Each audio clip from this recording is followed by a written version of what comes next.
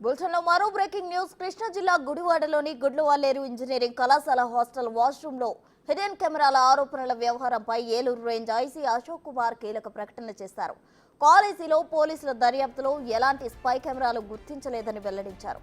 ఏపీలో తొలిసారి క్రిమినల్ కేసుల్లో computer emergency response Delhi team సేవలు వినియోగించామని తెలిపారు.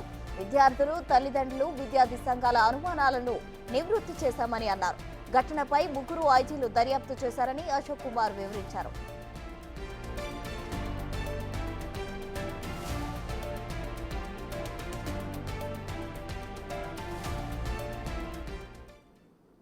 సీఎం ఆదేశాల మేరకు పోలీసులు నిష్పక్షపాతంగా విచారణ జరిగించారని ఐసీ అశోక్ కుమార్ వెల్లడించారు. హాస్టల్ వాష్రూమ్లో కెమెరాలు ఏర్పాటు చేశారంటూ ఆరోపణలు వచ్చిన వెంటనే క్రిమినల్ కేసులు నమోదు చేశామని ప్రస్తావించారు.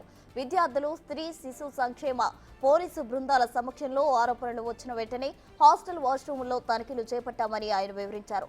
వాష్రూమ్లు, షవర్లలో ఎలాంటి కెమెరాలు గుర్తించలేదని అన్నారు. విద్యార్థులు, హాస్టల్ సిబ్బంది, ఉద్యోగులందరినీ నేరుగా విచారించామని వెల్లడించారు. విచారణలో కెమెరాలు కానీ, ఆరోపిస్తున్న వీడియోలు కానీ ప్రత్యక్షంగా చూసినట్లు ఏ ఒక్కరూ చెప్పలేదని స్పష్టం చేశారు.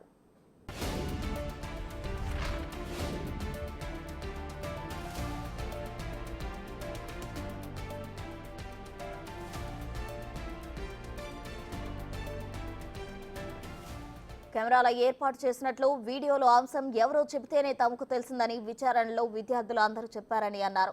ఆరోపణలు ఎదుర్కొంటున్న విద్యార్థుల ఫోన్లు, ల్యాప్టాప్లను స్వాధీనం చేసుకున్నామని వెల్లడించారు. స్వాధీనం చేసుకున్న 14 ఫోన్లు, 6 ల్యాప్టాప్లు, 1 ట్యాబ్ను సిఈఆర్టీ బృంద సభ్యులకు అప్పగించామని చెప్పారు. విద్యార్థులు ఎవరూ భయపడిన అవసరం లేదని, నేరుగా చేసిన దర్యాప్తులో ఎటువంటి స్పై కెమెరాలు లభ్యం కాలేదని అశోక్ కుమార్ వివరించారు. ఢిల్లీ సంస్థ సిఈఆర్టీ టెక్నికల్ విచారణ జరుగుతోందని, మరో 3 రోజుల్లో ఆ నివేదిక కూడా వస్తుందని ఆయన తెలిపారు. ఇక ఇదే అంశానికి సంబంధించి మరిన్ని వివరాలు మా ప్రతినిధి శివ ఫోన్ లైన్ లో అందిస్తారు. శివ, చెప్పండి, దీనికి సంబంధించిన తాజా డీటెయిల్స్. ఎక్కడ మొత్తంగా చూస్తుంటే గుడ్లవెల్లూరు ఇంజనీరింగ్ కాలేజీకి సంబంధించి ఎటువంటి స్పై కెమెరాలు కానీ, హెడెన్ కెమెరా లేవని చెప్పి పోలీసు అధికారుల బృందం, అలాగే హైదరాబాద్, చెన్నై, ఢిల్లీకి సంబంధించిన సాంకేతిక బృందం కూడా ధృవీకరించడం జరిగింది. కావాలనే కొంతమంది ఒక 3-4 వ్యక్తుల మధ్య సంభాషణని దీనికి సంబంధించి కూడా పూర్తి స్థల వివాదాలు సృష్టించారు. ఇక్కడ ఎటువంటి కెమెరా లేని పరిస్థితి కనిపించింది. అలాగే శిశు సంక్షేమ శాఖ, మహిళలు, అలాగే కాలేజీలో ఉన్న విద్యార్థులు, స్థానికంగా ఉన్న కమిటీ ఏదైతే మహిళా పోలీసులతో వేసిన కమిటీ, వీరందరి సహకారంతో, వీరందరి నేతృత్వంలో కూడా అన్ని కళాశాలకు సంబంధించిన అన్ని గదులు, అన్ని వాష్రూమ్లు, అన్ని టాయిలెట్స్ కూడా పూర్తి స్థాయిలో పరిశీలించడం జరిగింది.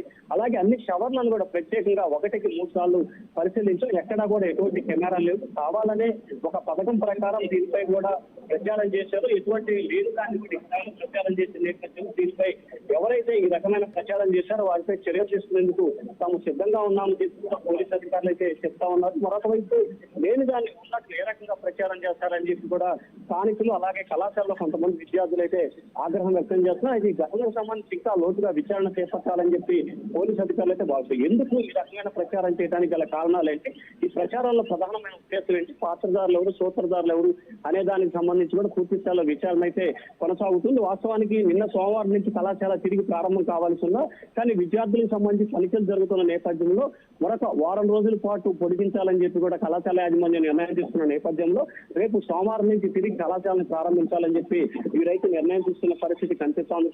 ఓవరాల్ గా చూస్తుంటే ఎటువంటి హెడెన్ కెమెరాలు కానీ, లేకపోతే స్పై కెమెరాలు కానీ, లేకపోతే మిగిలిన కెమెరాలు కూడా అక్కడ లేని పరిస్థితి కనిపిస్తుందని చెప్పి పోలీసులు అయితే అధికారికంగా ధృవీకరించారు. Right Shiva, thank you.